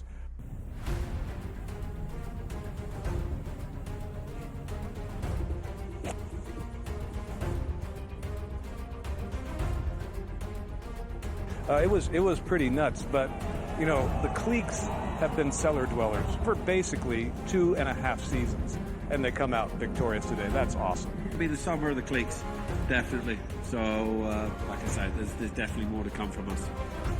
It was a magnificent ball striking performance. Yeah, I got to speak to someone in his camp before he teed off this morning, and they said to me that he is finally feeling extremely comfortable out here. He's not thinking about any swing thought. He's going out there, he's swinging so freely, and it certainly showed today. The way he drove the ball, the way he hit his irons, and even in his putting as well. Yeah, and lives in Texas, went to school in Texas. His tour win on the PGA Tour was here in Houston, which is Texas, and now his first live win, Texas. Honestly, it was just a matter of playing solid coming down the stretch. I think there was a switch there on 15 that I made birdie, he made bogey, and I just knew that I had to power in pretty much, and it was mine. The 18 I made bogeys, but it worked.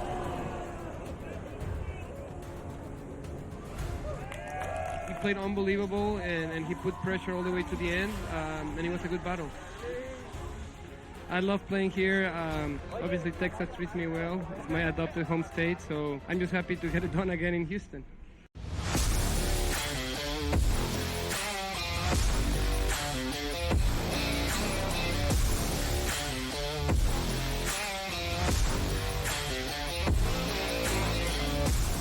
I'm going to go horn.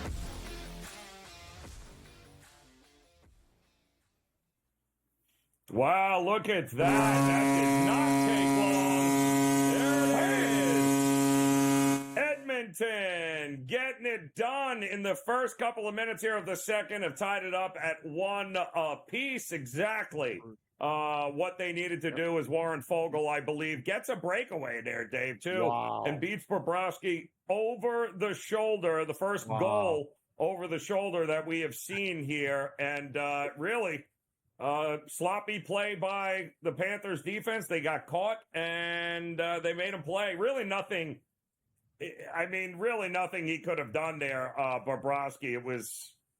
he shot it exactly where it needed to go, and it's the one spot there he probably couldn't have got to. So, all right, buckle up. We got ourselves a game here, David. Looks like 1-1 in-game number, still 5.5.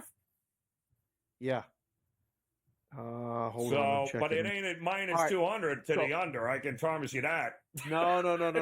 Everything flipped. No. The total is back to original 5.5 flat, 110 both sides at the place I'm looking at. Oh, there you go. There you go. Oilers minus 140. Back to the original number. It's 1-1, early second period. The algorithm, or like a guy like my buddy Butchie is doing the game or whatever, like it goes right back to the original number. So this is really good. Now we'll stay dialed in here. The boys, between Sammy, Jack will be alerted to the goal horn. I don't think we're going to hear it again. I really don't think we're going to hear it again this period. We've got 18 minutes to sweat. Watch it tighten up. Shots on goal get limited. If the referees don't call penalties, which, again, we saw it in the NBA last night. They started to call more fouls. Luka fouls out with 4.5 minutes to go. I don't think we saw the power plays in the first period. In the NHL, as the first period gets by into the second period and into the third, you basically have to commit a felony to get a penalty called, or draw blood, or knock the puck over the glass. Something that has to be called that everybody in the arena can see. Too many men on the ice, something like that. So good stuff. I'm excited for the rest of the night with the hockey game. Leave you opportunities to bet in-game live. I wanted to ask you, have you paid attention to the college baseball at all? And sure, like I'm wearing the North Carolina stuff. They're there. They're lower on the list of teams. There's a couple teams. Tennessee, odds-on favorite. But you had talked briefly in the break about it. You like a team that no one's really talking about. Did you say that for real about Florida State? Yeah. Well, I mean, I'm not apparently the only one, since they were a $2 dog and now they're a $1.30 dog. So somebody's betting them to beat Tennessee right out of the gate. So, yes, I do. I like Florida State here to be able to maybe upset some guys along the way here. What an unbelievable some of these games coming in, though, Dave. That Clemson-Florida game that went 98 innings, it felt leading into it, was just absolutely epic. I hope some guys got a chance to see that because that was truly amazing, winner take all kind of thing there. But yeah, I like it. I like Florida State's chances right out of the gate to take down Tennessee. I got no problem with backing them at plus money in this spot. I don't trust Tennessee. Everyone else loves this team. They swear the SEC is going to win it. I wouldn't sleep on the ACC, Dave, at all, including North Carolina. Nope. Correct. Yeah, I think it's going to be fun to watch. If you had to pick one that you prefer the sound of, and you played baseball for a long time and did the job, aluminum bat sound or composite bat, whatever it's called now, or wood bat sound, which one do you prefer? Oh, two totally different ones. Absolutely. Well, I got to tell you, the big difference is in the sound. You can hear an aluminum bat and know, wow, if that was a wood bat, the guy wouldn't be able to feel his hands right now. Correct. The vibration would have sucked him right now. And there's a frequency to that where good thing you're swinging an aluminum bat, pal, because that would have been, you wouldn't be able to feel your thumbs right now if that was a wood bat. But there's nothing sweeter than that, the sweet spot of a wooden bat, and you can, when you hits and it pops, you can absolutely know where the ball is going, and it's usually very far.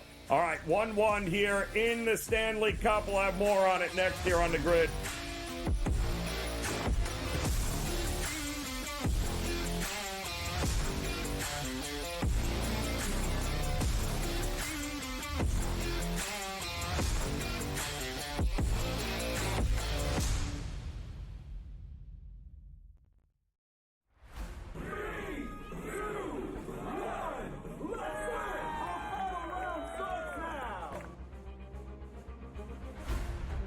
crazy how many teams had a chance to win. The Ripper GC went from 9 back to leading by 2 to near the cellar again late in the day. It was so volatile, counting 4 scores.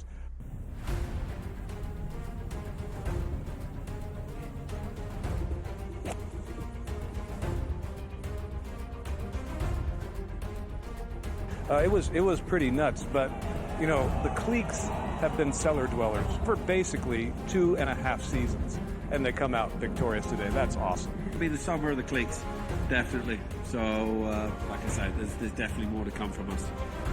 It was a magnificent ball striking performance. Yeah, you know, I got to speak to someone in his camp before he teed off this morning, and they said to me that he is finally feeling extremely comfortable out here. He's not thinking about any swing thought.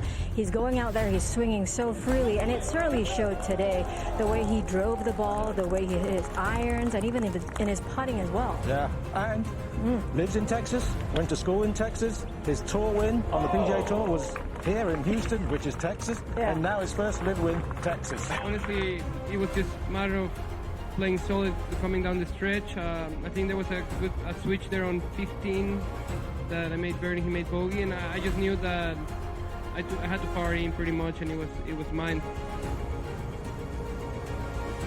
The 18 I made bogey, but it worked.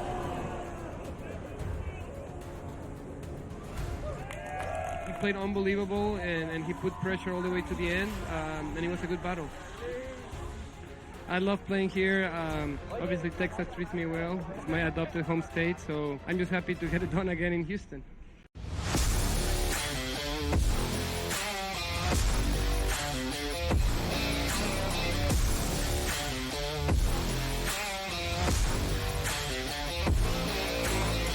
Be laughing.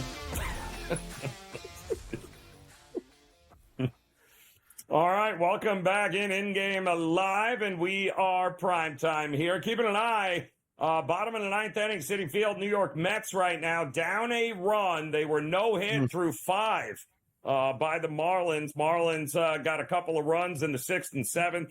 They're up 2-1, but they did. The leadoff batter looks to be on here, Dave. Yep. So the tying run on first, winning run up at the plate with nobody out. We'll see if they can get something done. In the meantime, by the way, the Phillies got absolutely hammered tonight by the Red Sox here. It looks like they're getting ready to close that one out here in a 9-3 beatdown.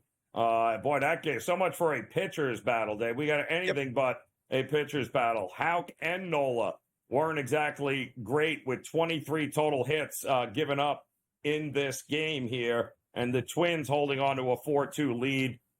Just to reiterate, you and I, what are you doing in the Arizona game? I'm on the Diamondbacks, and I don't mind putting them with the Dodgers coming up. I do like Brendan Pfaadt.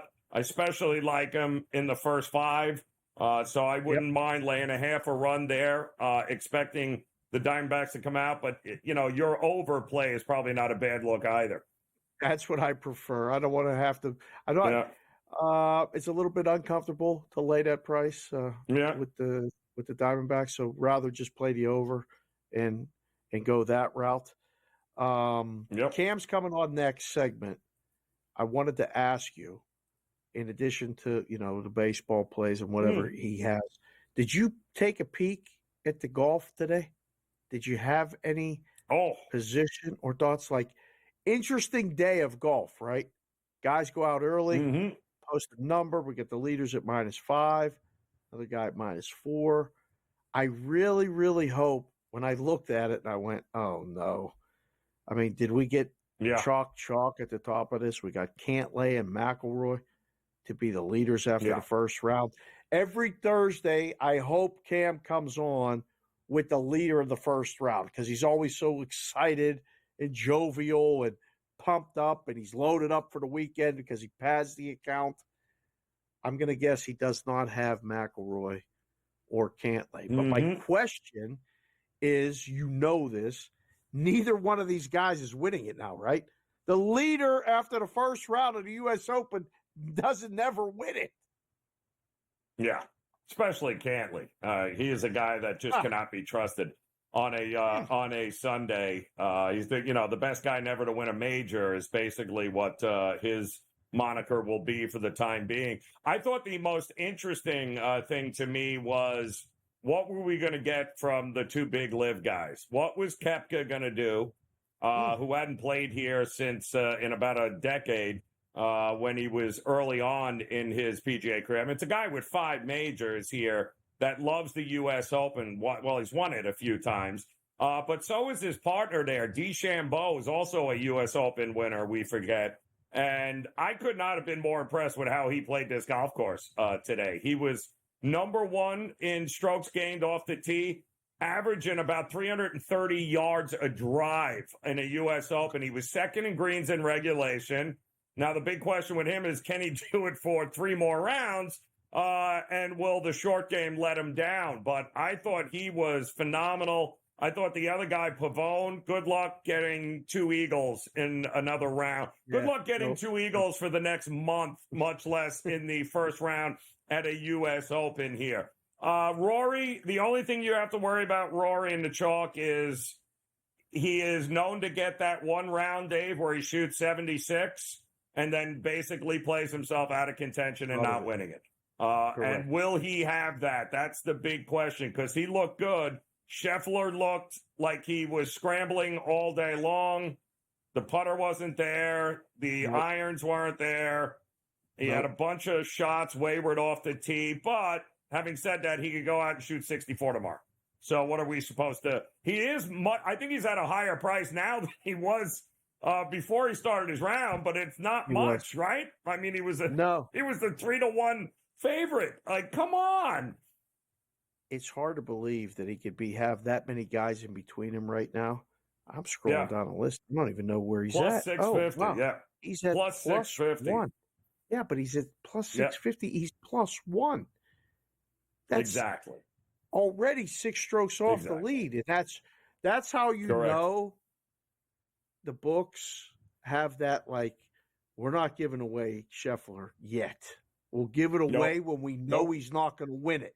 It's only 1 round. Correct. We're not going to 10-1. Correct. Despite the fact that that's probably the fair price. So, oh man. And look at Cantley. Cantley is leading, and he's almost 10-1 still. So what are they telling you? That they don't expect him to be there either. So, going to be interesting. Yep, going to be. But I think there's money to be made over the weekend here. If you like, it's a U.S. Open, so nobody 20 under is winning this. Nobody's running away with anything. Everybody is still live in this. Everybody. I agree 100%. I don't think even the winning score, even at 5 under right now for the 2 guys at the top, I really don't think that the winning score is going to be 10 under. Like, it's going to be right around where it's at now, maybe a little bit lower. It could be 6, 7, 8, maybe, but I don't think somebody finishes the U.S. Open 10 under. That's so that leaves the field behind a shot to have a good day. I mean, all you need in this U.S. Open really is one really good day, 65, 66, 4 under, 5 under par, and then par the rest of the way or close to it. I don't know. I'm excited to watch it. What did you think of Pinehurst? I only glanced today. I didn't get a chance. There were so many day baseball games, and I was running around with the kids and stuff. Have you ever been to Pinehurst? Yes. And it's a it's your typical P-tie course. The greens, and this is the beauty of what the USGA does, right? So today, 5 under was a good score. 5 under, you had 4 under, 3 under, right? Yeah. Very, very nice. They will dry those greens out as the weekend progresses, and good luck keeping the ball on the green and stopping it on the green. They will. This will get harder and harder and harder. They have some narrow shots, but it's another one of these where it's all about the iron play, and it's because there's no flat lies on the greens, Dave. None. So everything is on a hill, everything's on a side, everything undulates down, it rolls off the back. It's like, you got to be kidding me. Give me the goal horn, by the way. What's that? Did you like playing it when you went? No, it was miserable. Give me the goal horn, damn it. Thank you. Florida Panthers, baby. up. There it is. Got one back. 2-1 right now with the Panthers. That was quick as Skinner was caught out of position, Dave, to say the least. Unbelievable. I'm not sure what he was doing there. I'm really not sure what he was doing there. That was just doesn't go away. And then frustration sets in. You let your guard down for 1 second. Is that Tarasenko? Yeah. Yeah. What is Skinner doing out of the net? Dave, I was waiting for it. Hey, what is that? That was a terrible misplay by Skinner. Terrible. I don't know what he was doing, but he got out of the crease to go around the net, then he stopped. Then he right, came back. and then and then he came back, and it was too late because Tarasenko found him, and that was the end of that. So, my goodness, unbelievable here. He's having actually a pretty good postseason too for the Panthers, and a nice late pickup too, during the season there. So, unbelievable. 2-1 right now. 10 minutes ago in the second. Edmonton still out shooting 22-15, but plenty more hockey still to come here. We'll take a look at those in-game numbers. And by the way, breaking news, J.D. Martinez with a walk-off 2-run home run for the New York Mets. And they get it done 3-2 over the Marlins. We'll have more on that when we get back here in-game live prime time.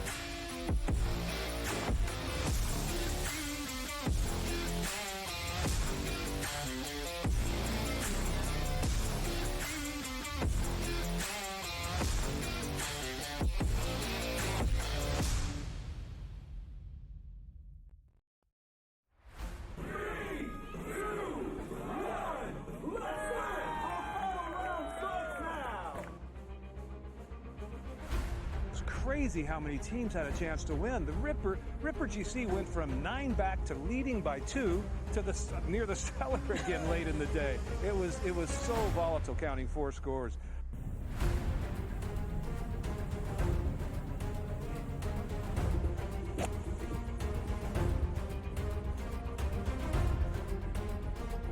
It was pretty nuts, but you know, the cliques have been cellar dwellers for basically 2.5 seasons, and they come out victorious today. That's awesome. It'll be the summer of the cliques, definitely. So, like I said, there's definitely more to come from us.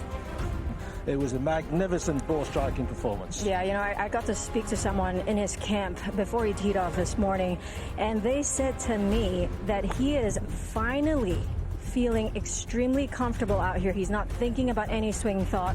He's going out there, he's swinging so freely, and it certainly showed today. The way he drove the ball, the way he hit his irons, and even in his putting as well. Yeah, and lives in Texas, went to school in Texas. His tour win on the PGA Tour was here in Houston, which is Texas, and now his first live win, Texas. Honestly, it was just a matter of playing solid coming down the stretch. I think there was a switch there on 15 that I made birdie, he made bogey, and I just knew that I had the par in pretty much, and it was mine. The 18 I made bogey, but it worked.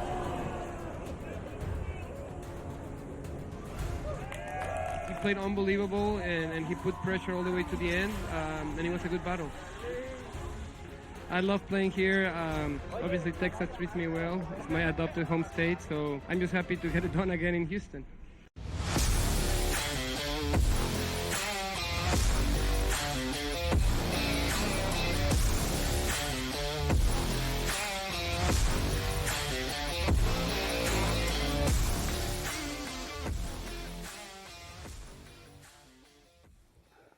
All right, welcome back in-game live, and we are prime time here. Coming up top of the hour, Gabe Morency and this man, Cam Stewart, will take over in what no doubt will be one hell of a finish to this Stanley Cup game number 3 here of the finals. The Panthers just came back with a goal. They are up now 2-1 here with about 7 minutes to go. And Cam, what do you think so far? What we've seen, Bobrovsky doing Bobrovsky things, and both teams taking advantage of mistakes, and that's kind of where we're at right now.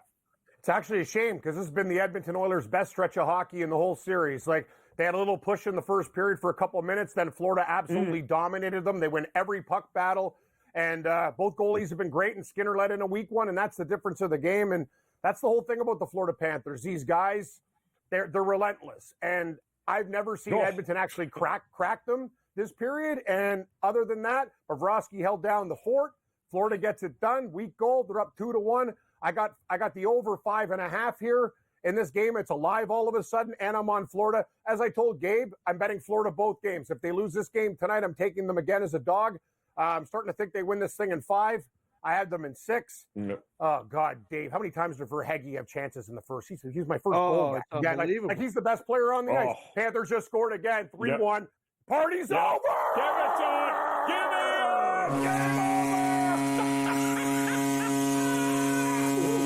Oh, my goodness. Hate to see it. I don't feel good about really this. do. Look, you guys got to remember something.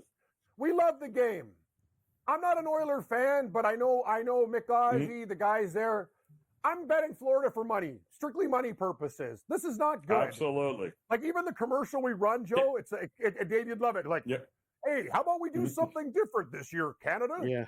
Cheer against the guys that you use. Let's all come together and not hate the guys that we used to hate, because we haven't won a Stanley Cup in so many years. So Leaf fans hugging Flame fan, and Vancouver fans hugging Oiler fan, and Ottawa fans kind of sitting there going, I'm looking for a hug. You know what I'm saying? So it's just one of these situations where it's like, it's sad. It's sad because these people, the whole thing is, Joe, if you take away everything, they will still show up in our markets. That's the whole thing. Like Montreal, doesn't matter. Every year, how crappy you are, you will show up for hockey. You'll do the same probably with the Ranger fans and a couple other big markets. But bottom line is this. The Florida Panthers have a lot of ex-Flames on their team. Bennett, all these guys, Kachuk, animals. And, they've seen a few of these Oilers before, but they're just a relentless hockey team on the road. And right now, if Skinner doesn't stand on his head, what are they going to do? They're down 2 goals now, so this gets very, very interesting for Edmonton. And that was a good goal. That was a good. That wasn't Great Skinner's. pass. That was a good goal. Kachuk finally. Yep. Yeah. The people in the stands are sitting there looking pretty bummed out. I wanted to ask you, let's change the subject real quick, Cam. Get away from hockey for a second. Sure. How do you feel about the golf? Did anything good happen today in round number 1 for you? And you got McIlroy and Cantlay at the top, both at -5. Isn't it funny, what did you Dave? see? I used to bet Cantlay first round leader, like the way I take bowel movements. This guy's been a ghost for months. Okay? And I'm sitting there, I take my dad to the hospital for his physio. I look at the leaderboard. There's no TV. Aberg's leading. I'm like, I got him for the first round. So I go up to the instructor. Hey, are you watching my dad? He's doing his thing. I go for a little walk. I come back. Aberg, bogey. I'm like, Cantlay? What the hell? Where the hell did this come from? And then he came there, and then Rory got there. Dave, what did I tell you my name on SportsGrid is? It's Cam, silver medal / second place Stewart. Unbelievable. Another second. It's and first round leader bets. And I didn't even realize I had Bryson DeChambeau in the first round that I bet like way before, and I thought he could get there too. He bogeyed down this stretch. But this is what I did notice, and I'm not sure if you guys noticed this, Joe, Dave. Bryson DeChambeau actually played a patience game today. He wasn't as aggressive as you think. So this guy's a very dangerous golfer right now. He's probably going to have a meeting going, okay, what is the benefit of the course now? My driver and Rory's driver. I don't think Rory can maintain the putting that he has today. His number sucks. So if you're going to look at a guy, I'm already on DeChambeau earlier because I saw this, and the first thing I do is hit the live bet and go, I got to get this thing in immediately. But I'm going to say, watch out for him. Morikawa is still even. Koepka is still even. You can't take these guys at the top. You got to put a line through them. Any guy within 10 strokes can still win this damn tournament. I got Brian Harmon at 700 to 1 when he's +3. He's like +1 now. He's only 6 back. Who the hell knows what? That's how we bet golf. Look at what we're going to do. And we look at guys, go, who has the ability to come back? And Joe brought up a great point. This course, you can come back from 9, 10 strokes on a leader. A guy could take like a quad on a hole. It's going to be so dangerous come weekend time, green to green. So this played like fair today, and guys were like running 6 yards past the hole. There's going to be guys that are going to be going back and forth, back and forth. We're going to see like an 11 on a par 4. Guarantee my words. Dave, it's going to get ugly. And if it's a guy at the top who starts to feel pressure, This is going to be the best live betting U.S. Open that we're ever going to see in our lives. Watch out for DeChambeau. Yep. I still think you can get a number on Morikawa. Aberg's a guy. We got him. I can't take it again, but man, I've never seen a kid that cool, calm, and collected in his first major. This guy's unbelievable. Joe, he was only like minus 180 or whatever for 160 for like Kid's top a baby. books. Like, who's close? Yep. This is the thing. The guy's great. Kid's a baby. Oh, he's amazing. Yep. So watch out for these guys. Well, and don't forget, you already got a Cam today because I think Justin Thomas is still on the course. I think he shot. Joe, listen to this one. I think you want to hear the best story. So Brady Cannon put me in his article for the PGA Tour on PGAtour.com talking about betting without Scheffler. So he quoted me on that. And the best is, I found a matchup bet. Tagala versus Thomas. It's a push. They're both 7 over heading into round 2. Unreal. That is unbelievable. I'm done with Tagala. Then I go, ooh, Thomas is 7 over. Push. Give me the goal horn. Give me the goal horn. Give me that goal horn. One more time. I got to tell you something, guys. This is a dangerous situation. My brother lives in Calgary, very close to Joe Madden. We have a water situation in Calgary, and they're going to burn Edmonton down tonight. This is not good for business in this situation. It's going to get ugly. Give me the White Sox, too. With the anytime goal. White Sox with Cam Stewart. Let's Love go, you guys. baby. I'm stuck here, Cam. Oh, my goodness.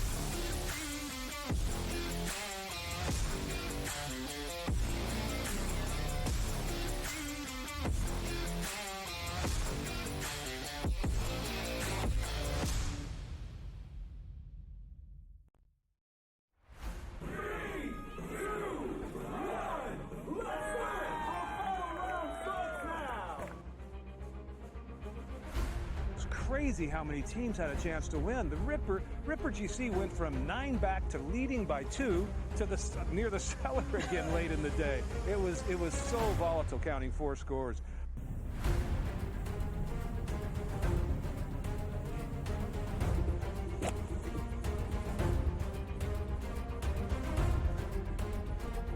It was pretty nuts, but you know, the cliques have been cellar dwellers for basically 2.5 seasons, and they come out victorious today. That's awesome. Be the summer of the cliques, definitely. So, like I said, there's definitely more to come from us.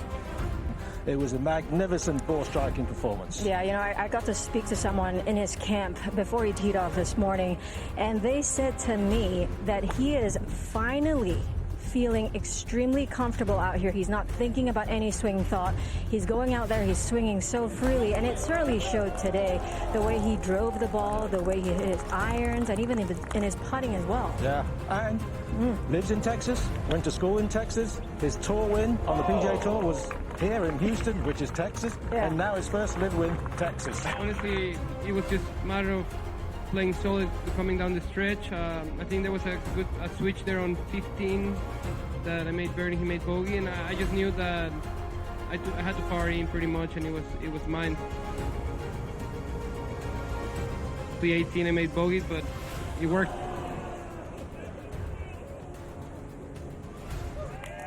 He played unbelievable, and he put pressure all the way to the end, and it was a good battle. I love playing here. Obviously, Texas treats me well. It's my adopted home state, so I'm just happy to get it done again in Houston.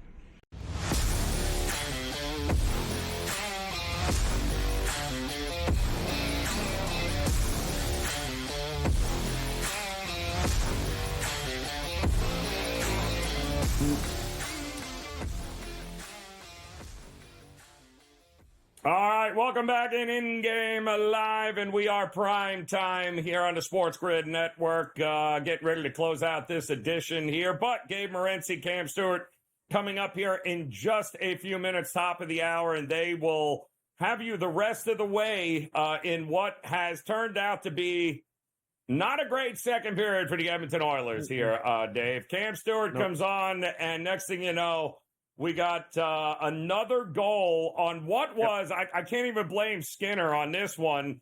The last 2 goals have just been execution by the Panthers, and unfortunately for Edmonton, they don't have any answers right now. And how ugly does this get here, Dave, do you think here? We're at 4-1 already in the second. We still got, 7-8 minutes to go?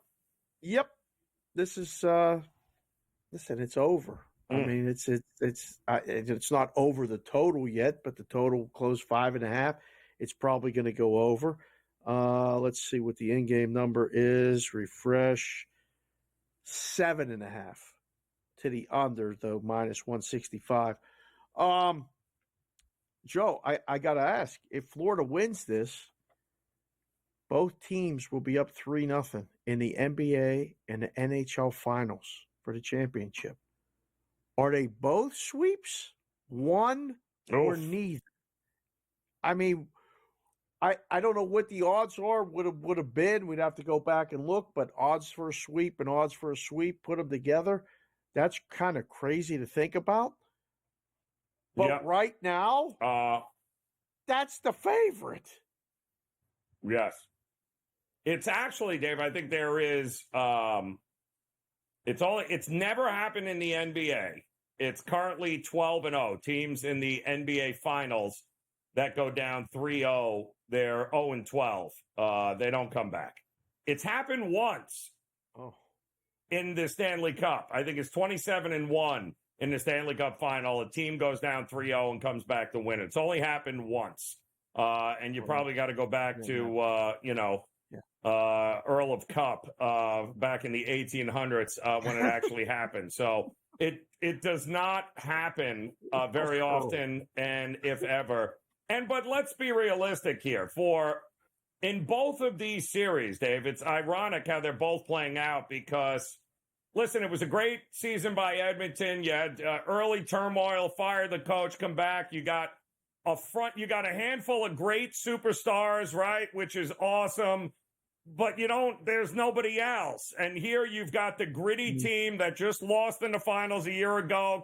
It's almost the same kind of series, really, with what's going on. One team has all the experience and the grit. The other team is going to learn from this. And Edmonton is certainly going to be around next year and the next years to come. But they look a lot like Florida looked last year. Yeah. And I don't want to say this is going to get ugly in the third period, but the frustration level, you can feel it through the TV. I'm not even watching it with the sound on. I have it off at a distance, and you can tell brutal. They're getting frustrated. Yep. And will continue to as Bobrovsky just comes out 5 feet in front of the crease, challenging every shooter. Talk about a guy feeling it all. He's got it right now. Yep. Got anything left for the people on the way out? I mean, I would tell them, Mercury plus the points against Vegas. Ooh. Yeah. 5.5 now or 6? Plus the points. Plus 5. Plus 5. Oof. Oh, it's going back up. A lot of points. Wait, it's 5.5. You can take that. The baseball games are getting ready to get, it looks like they're all through the first pitch. So Angels over. Yeah, the Dodger game's coming up. Yeah, Dodgers the only one left. Coming up. Yeah, and you like Dodgers, you said.